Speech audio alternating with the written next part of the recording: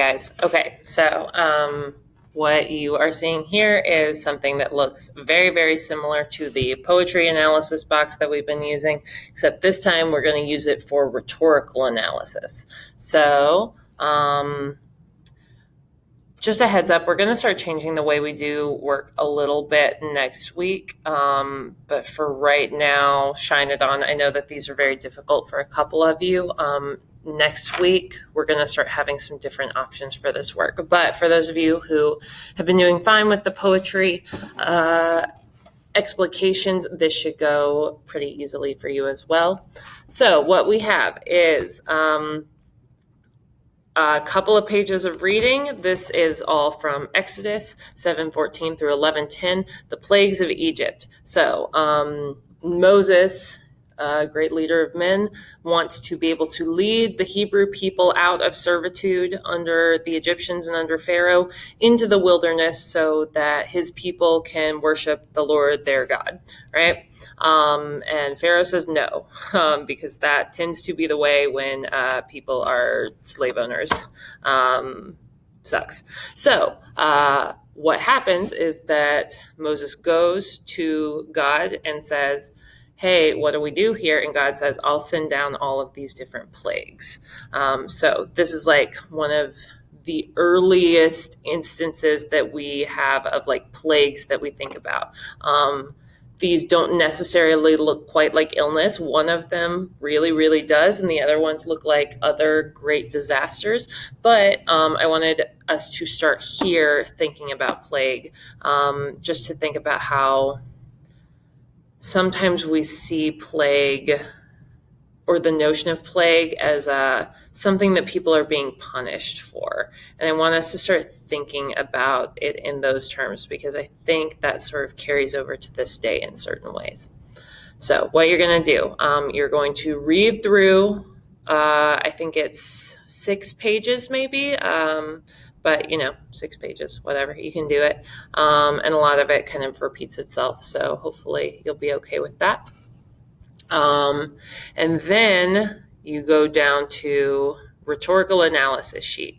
So in the future, there will be this question: what is the goal of this passage? Because all rhetoric has a goal. It's trying to convince you of something, right? I have gone ahead and given you the goal here. Told you exactly what this passage of Exodus is trying to convince its reader of.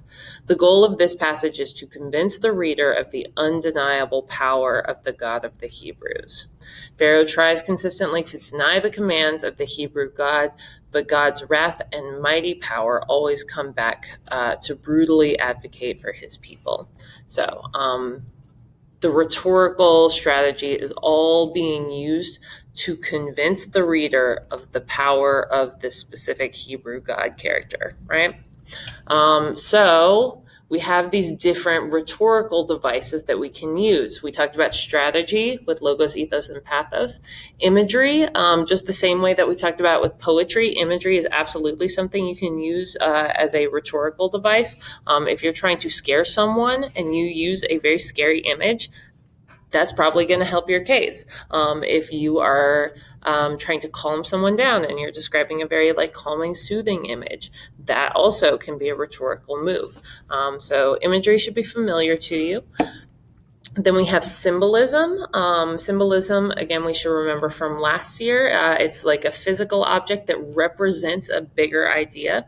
And then we also have sound devices. So we talked about this in the PowerPoint, things like repetition, things like rhyme, things like alliteration. There's one in particular you're going to see all over the place here. But same process that you've done for the poetry explication, but this time it's just with rhetoric.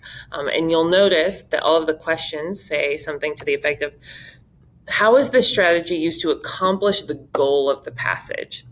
And for imagery, how does this imagery help accomplish the goal of the passage? So unlike with poetry, where it's like, how does this contribute to meaning? This is about how is someone using language to try to get towards their goal, right? So I'll walk you through a couple of the examples that I've done. Again, because I have done all of these examples, you only have to do one of each of these boxes, so you'll only have to do 4 annotations total. But let's look at strategy. How are logos, ethos, or pathos used in the passage? How is this strategy used to accomplish the goal of the passage? So I went up and I found a section that I thought particularly showed one of those things. What I found was ethos. I found something that is trying to convince the reader of something using the authority of a character or of a speaker. So I found the line, this is the Hebrew God speaking. For by now I could have stretched out my hand and struck you and your people with a plague that would have wiped you off the earth. But I have raised you up for this very purpose, that I might show you my power, and that my name might be proclaimed in all the earth. Okay, so I think that definitely shows ethos, because it's speaking to like the authoritative nature of this character. So I highlighted it in orange. Remember, you want the color to match. And then I annotated and left a comment. My comment says, ethos. God's authority comes from his power, wants to be glorified. This was just like what I was kind of thinking to myself immediately after reading that. And then now that I've done my annotation, I copied and pasted the line, pasted it here with the line, labeled the strategy as being ethos, and I wrote my analysis. This passage uses ethos to establish God as an all-powerful authority who demands obedience. Here, the character of the Hebrew God shows that while he could use his power to destroy life, he would rather have converted people and have them obey him, which is a little intense. Like, this is a very hardcore version of a God, but that's what's happening in Exodus. So we use ethos here. It's trying to convince you of the authority of God by showing the intensity of that character's power, right? Then you will be able to see other versions of my examples. Make sure you're actually doing annotations. That would be really lovely to me.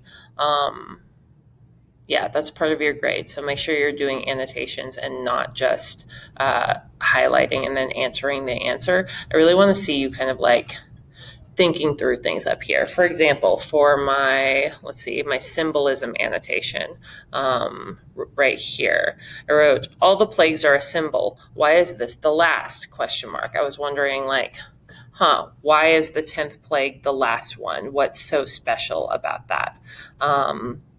And so you can ask yourself questions in your annotations and then maybe answer them down below.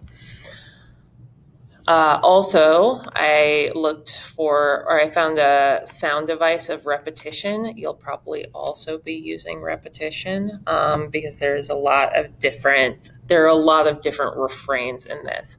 So because it was repetition, what I did was I highlighted every time I saw that line repeated, but I only annotated the top one, right? Okay, so hopefully that makes some sense to you guys. Again, you only have to make 4 annotations, fill out these 4 boxes, and then you will have done a nice little rhetorical analysis of this section of the book of Exodus, and we will have started thinking about plague. All right, I look forward to seeing what you guys come up with, and I will see you soon. Bye.